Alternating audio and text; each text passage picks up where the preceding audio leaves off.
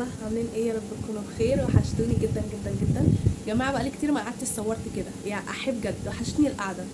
عايزه اقول لكم ان انا دلوقتي اقدر انزل لكم فيديوهات زي ما انا عايزه وافيدكم بكل الحاجات اللي انتوا عايزينها، لان دلوقتي بقيت بعيش التجربه. الفيديو اللي فات لما نزلت لكم فلوج اول يوم جامعه لقيت عليه تفاعل الحمد لله، والناس كتير كتبوا لي كومنتات وناس كتير قالوا لي ورينا هتذاكري المواد ازاي. بس يا جماعه والله بجد انا لسه ما فتحتش مواد، لا لسه اول اسبوع، يعني لسه اول اسبوع وانا الدنيا عندي مش متظبطه، فلسه ما فتحتش المواد. فاول ما هبدا اذاكرها معاكم ان شاء الله. المهم لو انت اول مره تشوفني او انت اول مره تشوفيني ما تنسوش اللايك الجميل، الاشتراك في القناه عشان يوصلكم مني كل جديد، تعملوا شير الفيديو ده عشان يوصل لكل الناس ونرجع التفاعل تاني. وبس كده يلا بينا نبدا الفيديو بتاعنا. فيديو النهارده بقى بعنوان باخد ايه في شنطه الجامعه. عايزه اقول لكم بقى يعني شنطه الجامعه دي هناخدها عامله ازاي، شنطه كروس ولا شنطه باك، شنطه كبيره شنطه صغيره.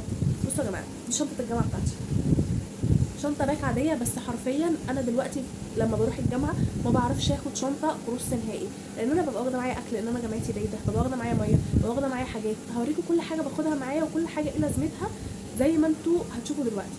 كل حاجه ليها يعني ليها سبب انا واخداه، انا مش واخده حاجه من فراغ، خصوصا ان انا ساعات بعد الجامعه بيبقى عندي شغل، بيبقى عندي تدريب، بيبقى عندي حاجات، فكل ده هقول لكم انا واخداه ليه. طبعا انا باين عليا انا تعبانه وصوتي باين، بس عادي يعني قشطه مش مهم. فاول حاجه كده تعالوا نفتح الشنطه ونشوف ايه اول حاجه واهم حاجه لازم نبقى واخدينها. اول حاجه واهم حاجه انا بفتح الشنطه معاكم اهو. اول حاجه واهم حاجه الكيس. بصوا اصلا الشنطه دي هوريها لكم، الشنطه دي كانت جايه كده ومعاها البوك بتاعها ومعاها الكروس دي، دول كانوا 3 قطع كده اهو ب 110 جنيه، بس حرفيا نقطه، يعني حرفيا خامتها حلوه جدا ومريحه جدا جدا جدا، وبتاخد كل حاجتي.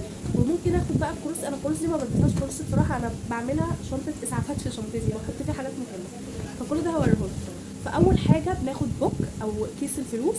كيس الفلوس ده بتبقوا حاطين فيه الفلوس بتاعت المواصلات بتاعتكم، بجانب حاجه مهمه جدا الكارت بتاع الجامعه او الكارنيه بتاع الجامعه. طبعا لو انتوا زي حالاتي لسه الكارنيه ما فلاش فبتاخدوا بطاقه الترشيح، فيا الكارنيه يا بطاقه الترشيح، بس لازم تخشوا بيه. يعني انا عندي في الجامعه ما بيدقوش قوي على الكارنيه او بطاقه الترشيح، بس في جامعات بيدقوا جامد جدا جدا جدا ومن غير بطاقه الترشيح او الكارنيه ما بيرضوش يدخلوا. فده اهم حاجه واول حاجه لازم تاخدوها معاكم، بطاقه الترشيح او الكارنيه. تمام تمام. تاني حاجه وده اهم حاجه برضو، تشوفوا اليوم اللي انتوا نازلين فيه. لو يوم عندكم فيه محاضرات كتيره فهتاخدوا كشكول سلك زي ده. كشكول اهم حاجه يبقى سلك عشان يبقى سهل عليكم في الحركه، عشان الكشاكيل ما تتناش وكده ميبقاش شكلها وحش قوي. فهتاخدوا كشكول سلك بتكتبوا فيه المحاضرات بتاعتكم او الملاحظات بتاعتكم. طب انا في يوم ما عنديش فيه محاضرات كتير وعندي فيه حاجات قليله، اخد ايه يا ياسمين؟ هتاخدوا نوته زي اللي انا وريها لكم دي، هتاخدوا نوته صغيره زي دي. يعني انا يوم التدريب بتاعي هاخد النوته دي، لان انا يوم التدريب مش هيبقى عندي حاجات كتير، هو هاخد دي وهاخد الكتاب بتاعي بس. النوته حرفيا بتبقى كفيله ان انا اكتب فيها كل حاجه، لان هي من جوه كبيره كده وشكلها حلو قوي، فمش هحتاج اكتر منها. طبعا انا اسفه على صوتي بس انا فعلا تعبانه. تمام. فدول اول حاجتين لازم تبقوا واخدينهم. الحاجه اللي بعد كده واللي انتوا حرفيا ما ينفعش تروحوا الجامعه من غيرها هي الشاحن. حتى لو انت موبايلك مشحون 100%، عايزه اقول لكم ان انا الشاحن انا على طول بمشي بالشاحن، سواء في الشغل او في الجامعه او في التدريب او في اي حته لازم الشاحن بيبقى معايا. حرفيا الشاحن ده بيبقى المنقذ بالنسبه لي. يعني انا يوم الثلاث اللي فات موبايلي كان فاصل، وكويس ان انا خدت الشاحن، حطيت موبايلي يشحن في الكافتيريا، فدي كانت انجاز ليا. فدايما خدوا شاحن معاكي لان انت هتحتاجيه، حتى لو انت موبايلك مشحون ممكن لا قدر الله شحنه يفصل، اهلك يقلقوا عليكي لو انت في جامعه بعيده او جامعه قريبه، برضو لازم بتطمني اهلك عليكي، فدايما خدي معاكي شاحن. طيب غير الشاحن بقى وهي هتبقى صديقتك جدا في الجامعه، الهاند فري او الايربودز على حسب انت جايبه ايه، بس انا جايبه الاثنين. الهاند فري حرفيا بتبقى مهمه جدا جدا، لان انت بيجي عليكي وقت انت مش مع الناس دي اصلا، انت مش عايزه تقعدي مع الناس دول تسمعيهم، بتحطي الهاند فري وتقعدي. حرفيا بتبقى مهمه جدا بالنسبه لي، لان انا ساعات كتير الطريق ببقى مش عايزه اسمع حد، فبحط الهاند فري وبسمع بقى بلاي ليست مثلا على اليوتيوب، اي حاجه، اي فيلم اي مسلسل اي فيديو اي حاجه، ما بركزش مع الناس خالص، يعني ببقى عايزه ان انا افصل، فبسمع بالهاند فري اللي هو بريح دماغي شويه لحد ما اروح الجامعه.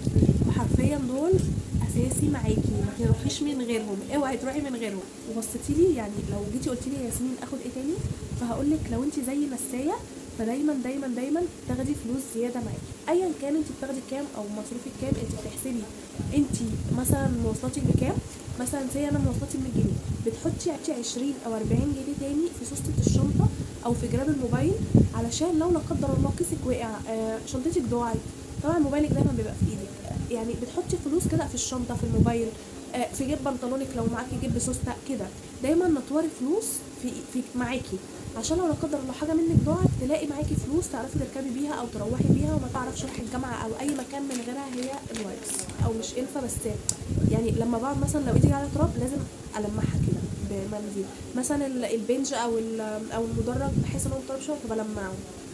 كلت مثلا ساندوتش او حاجه ما في مش جنبي ميه ان انا اغسل ايدي بوايبس وبلمعها، فاهمين؟ فهي دايما ده اساسي، الوايبس والمناديل الناشفه العاديه.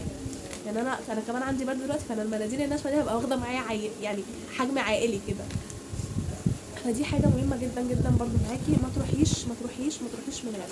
الحاجه اللي بعد كده بقى، بما اني ببقى قاعده يوم طويل حرفيا، بنزل من الصبح وبرجع بالليل، فالكريم المرطب ايا كان نوع الكريم اللي انت بتستخدميه، سواء كريم شركه معروفه، شركه تحت السلم، اي حاجه، دايما تحطي كريم مرطب عشان ترطبيه على ايدك على وشك على حاجه.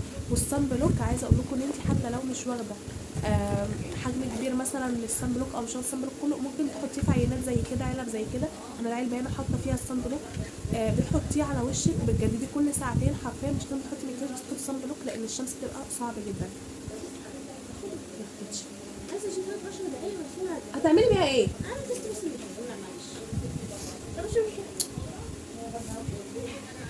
هنحط حاجه من دول لازم تبقى معاكي في شنطتك. وبعد كده لو انا بقى بصراحه يعني بصراحه معاكم، لو انا نازله على شغل او على مكان بعد الجامعه يعني، فاساسي معايا باخد الفرشه والبلاشر والروج، يعني دول اساسيين معايا لو انا عندي حاجه، لان ببقى عايزه اللي هو احمر خدودي يا ولاد، حمروني خدودي يا ولاد، فاهمين انتوا؟ يعني الواحد بيبقى جاي من يوم مرهق فبيحس ان هو محتاج يجدد طاقته، فدول برضو باخدهم معايا. طبعا في ناس هتقولي دي حاجات مش مهمه وكده، بس يا جماعه لا بجد بتبقى حاجات مهمه معايا، انا بحتاجها وساعات ببص من غيرها. يعني الصن بلوك حاجه اساسيه معايا، كريم المرطب، لان انا بقعد اغلب اليوم بره، يعني انا حرفيا بقعد اغلب اليوم بره، فلما برجع مش قادره بنام، فولا برطب ايدي ولا وشي ولا بحط صن بلوك ولا بعمل اي حاجه. طبعا انا لو فضلت على كده هتفحم على اخر الصيف او على اخر الدنيا، ساعات بتبقى اغلى من 5 جنيه ومن 7 جنيه. يعني انا عندي في الجامعه عندي ازازه الميه الصغيره حرفيا ب 10 جنيه، فانا لو خدت ازازه معايا مش هتكسح عادي جدا.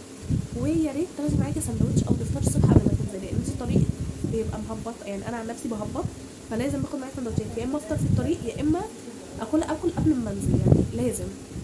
فحرفيا الحاجات دي مهمه جدا جدا معاكم، ودي الحاجات اللي انا فعليا باخدها معايا في شنطه الجامعه، لان الحاجات دي كل حاجه ليها اهميه معايا وكل حاجه بستخدمها. فبس كده ده الفيديو بتاعنا النهارده، يا رب ما اكونش رغيت كتير واكون فدتكم على قد ما اقدر. وبس كده، هتوحشوني جدا جدا، ما تنسوش اللايك للفيديو ده والاشتراك في القناه عشان تاخدوا مني جديد، تعملوا شير الفيديو ده، بس هتوحشوني جدا.